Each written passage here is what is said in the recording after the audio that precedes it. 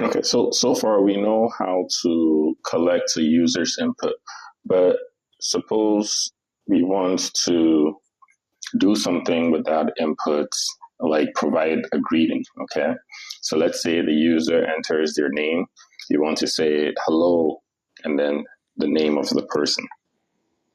So something like this, where we're combining some type of text to our variable.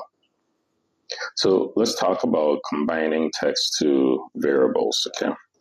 So in Python, there are two main ways to combine some text with variables, and I'm going to show you both ways, and then you can choose whichever one you feel more comfortable with.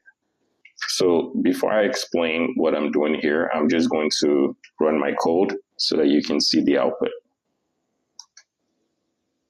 So as you can see, both of the print statements display the same output. Previous was introduction, current is variables. Now let me explain exactly what is happening here.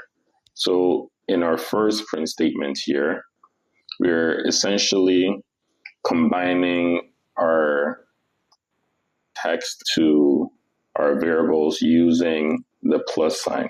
So we're putting our text in quotes, just like this, and our variables, we make sure that we don't put in quotes. Because if we put these variables in quotes, it's no longer going to be interpreted as a variable. It's going to be interpreted as some text. So here, we're just saying previous was, and then the variable sec1, which in this case is introduction. And then current is, and then we add the variable sec2, which in that case is variables. So the second method over here, instead of using the plus to join the text to the variables, we're using these brackets over here to indicate where the variables are. So anywhere you see these open and close brackets is going to be interpreted as a variable.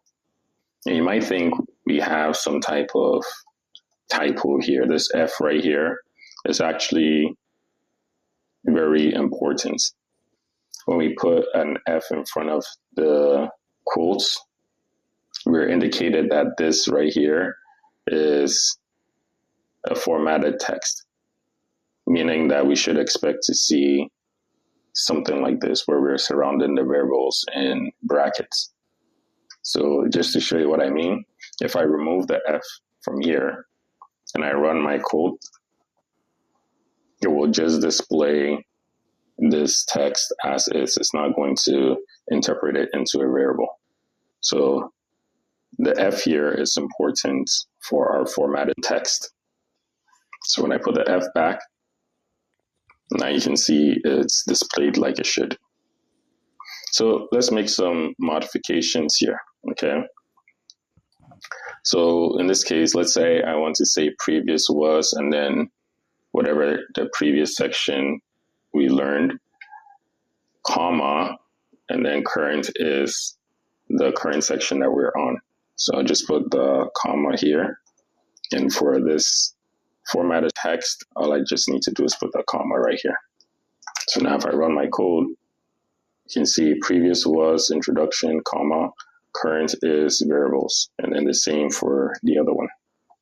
Now, suppose you want to modify this section 2 variable here, and instead of putting some type of text value, we want to use the user's input instead. And we're going to ask the user what is the current section.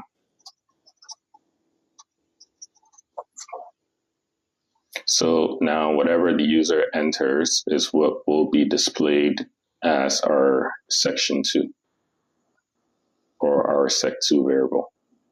So let's run our code. And this time, just to make things more interesting, I'm going to use variable with some exclamations. I enter my input, and as you can see, we've combined our text with are inputs. Whatever I entered as my input is what is displayed as what the current is, which in this case is variables. Okay, so I've showed you two different ways of combining variables with text. It's up to you to use whichever one you feel more comfortable with.